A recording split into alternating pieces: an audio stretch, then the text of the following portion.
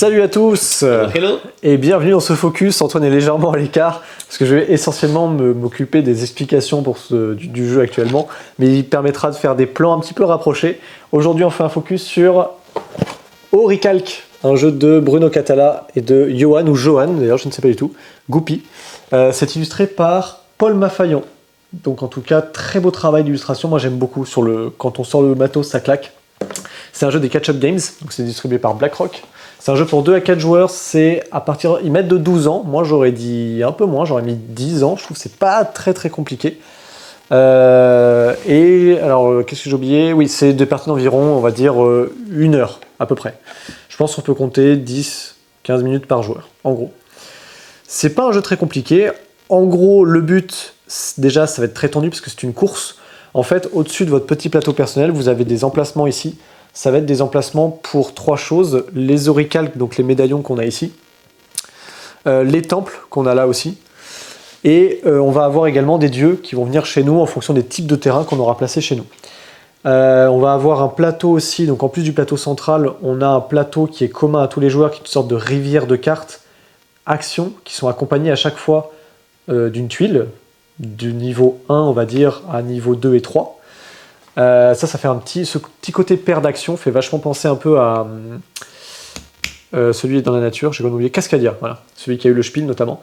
Il y a cette espèce d'aspect où on se dit « Ah, j'ai envie de prendre la carte action pour l'action, mais est-ce que la tuile, je vais pouvoir bien la placer? Est-ce qu'elle m'intéresse ?» Ça déjà, c'est très cool en termes de dilemme. C'est une course parce qu'en fait, dès qu'un joueur aura 5 points de victoire à travers les médaillons, les bâtiments ou les dieux, ça met fin instantanément à la partie. Un tour de jeu, c'est relativement simple. Dès que je commence à jouer, je vais pouvoir choisir l'une des cartes qui se trouve au centre, la récupérer ainsi que sa tuile. Alors attention, il y a un coup particulier en hoplite. En fait, vous avez essentiellement 2 ressources dans le jeu.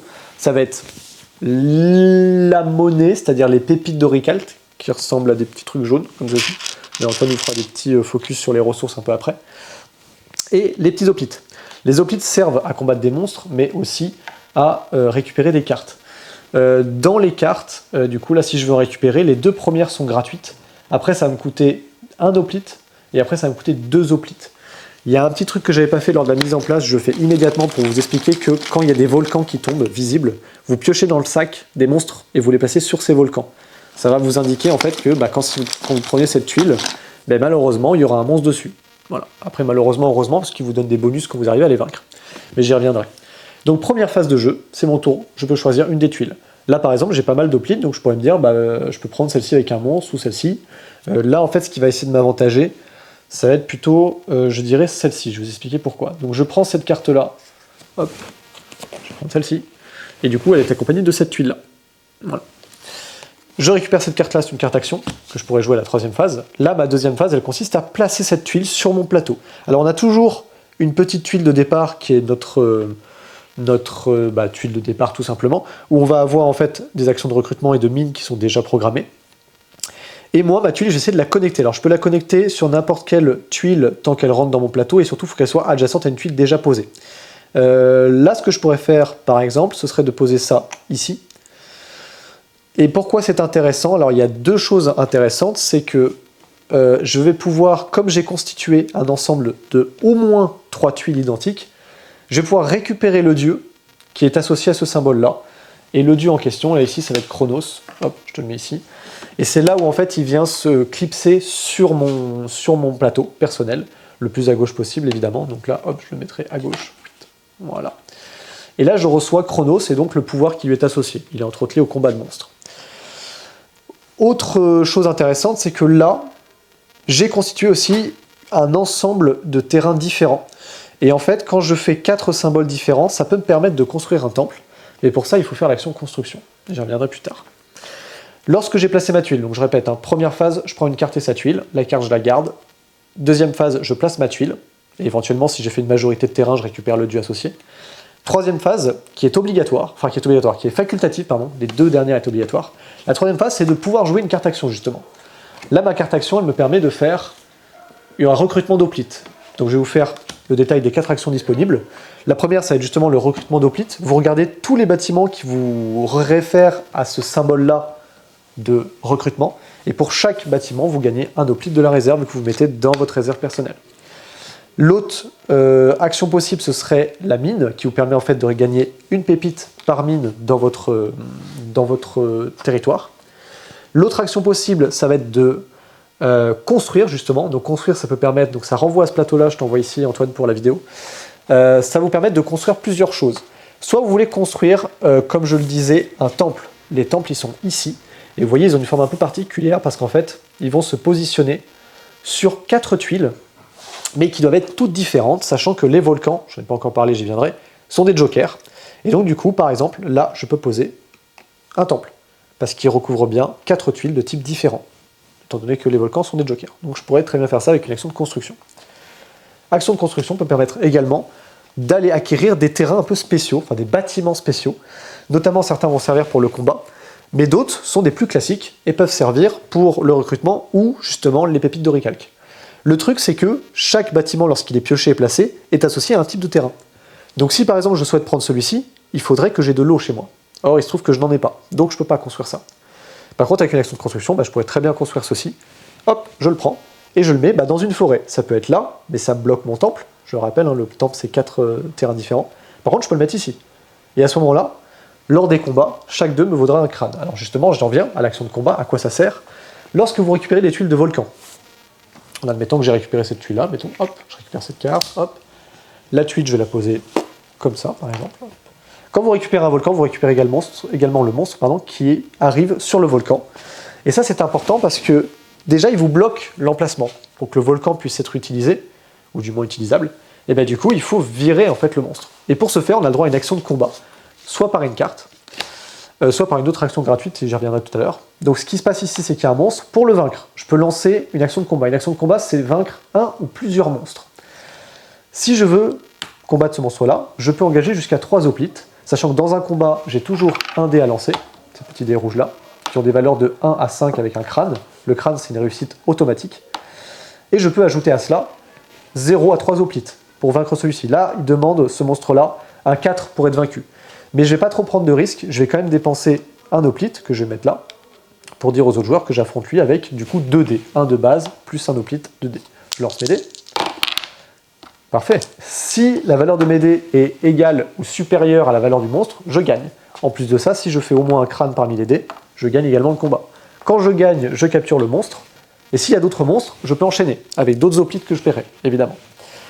En plus de capturer le monstre, ça me permet de gagner éventuellement un bonus. Parfois c'est une pépite, 2 pépites, 3 pépites, ça peut être des bâtiments aussi. Donc là par exemple je gagnerai une pépite, tout simplement. L'intérêt de capturer plusieurs monstres, d'avoir des hoplites et des pépites, j'en reviens, c'est là tout le petit plus du jeu, quand on est bloqué sur certaines actions, c'est qu'en fait, une fois qu'on a fait son action, on l'a faite ou pas, mais une fois qu'on a fait son action principale, on peut en 4e phase se dire ok, je vais payer des hoplites ou des pépites ou des monstres que j'ai capturés pour faire une action bonus qui est associée en fait à chaque icône. Par exemple, en dépensant 2 hoplites, je peux faire une action de combat en plus, une action de construction en plus ou récupérer des pépites. Avec de l'oricalque, même chose, sauf que je ne produis pas des pépites, mais j'arrive à recruter des hoplites. Et avec les monstres, quand j'en défausse 2, je vais pouvoir faire une action bonus qui est soit le combattre, soit la construction, soit évidemment produire des pépites, soit recruter des hoplites. Et c'est ça tout l'intérêt en vue de fait du jeu, c'est que parfois, vous allez récupérer une carte et une tuile, mais que pour l'intérêt de la tuile, l'action vous la gardez pour plus tard, et vous dites ok, là j'ai 2 hoplites qui ne me servent à rien, mais comme j'ai beaucoup de mines, je vais les dépenser pour en action bonus, faire du production de mines. Et du coup, je récupère avec ça de l'oricalque. L'intérêt d'avoir, enfin quand je dis l'oricalque, c'est des pépites. Quand je dis avoir des pépites d'oricalque, pourquoi en avoir autant? Parce qu'en fait, quand vous construisez, ça renvoie au plateau de construction, vous pouvez très bien payer avec une action de construction 5 pépites, et dans ce cas-là, vous récupérez un médaillon. Et le médaillon, vous le mettez ici. Donc, je renvoie ici, en fait, sur la fin de partie, c'est que vos actions, elles sont toutes entremêlées, parce qu'en fait, entre les 3 conditions de victoire qui sont liées aux dieux, aux oricalques et aux temples, d'ailleurs, les temples, je ne l'ai pas dit, hein, mais les oricalques, pardon, les médaillons d'oricalques sont recto-verso, ça vous marque une construction de temple, vous le mettez ici. Donc, sur ces 3-là, en fait, on a plusieurs moyens d'y arriver. Le temple, pour y arriver, il faut une action de construction, mais il n'y a pas besoin de pépites, il y a juste besoin d'agencer ces terrains correctement. Donc si vous êtes très bien dans le côté casse-tête, vous y allez, et là vous construisez vos temples. Il faut bien agencer quand même pour en avoir 5. Rien ne vous empêche de créer une sorte d'autosuffisance en termes de pépites, comme ça que dès que vous avez 5 pépites, bam, vous faites des actions de construction, vous allez pouvoir générer des oricalques quasiment à chaque tour. Ou alors ce que vous faites, si vous êtes un peu taquin, vous essayez de récupérer des dieux. Alors attention, les dieux, on peut en avoir qu'un seul. Il y a quelques bâtiments spéciaux comme l'oratoire qui permettent d'en récupérer plusieurs. L'avantage des dieux, c'est que pendant votre tour, au moment donné, vous pouvez utiliser leur capacité pour justement avoir un plus par rapport à ça. Donc c'est vraiment un jeu où, bon là, j'avoue que ça vous fait du coup beaucoup d'infos. Parce que vous dites, waouh, ça va dans tous les sens. Mais je résume un tour quand même, qui est très simple. Je récupère une carte avec une tuile. Je place ma tuile. Ma carte action, je peux l'utiliser, je ne suis pas obligé. Ensuite, je peux faire une action, on va dire bonus, en payant le coût indiqué. Et c'est tout. Et après, c'est au tour d'après. C'est au joueur juste après. Une fois qu'on a tous joué, bah, du coup, on va réinitialiser en gros le marché par rapport aux cartes qui ont été défaussées si on doit refaire la pioche. On va réinitialiser aussi tout ce qui est bâtiments qui ont été achetés durant cette manche-là. Et ensuite, le joueur qui a le plus d'hoplites va va devenir le nouveau premier joueur. Et le joueur qui est à sa gauche va gagner un hoplite supplémentaire.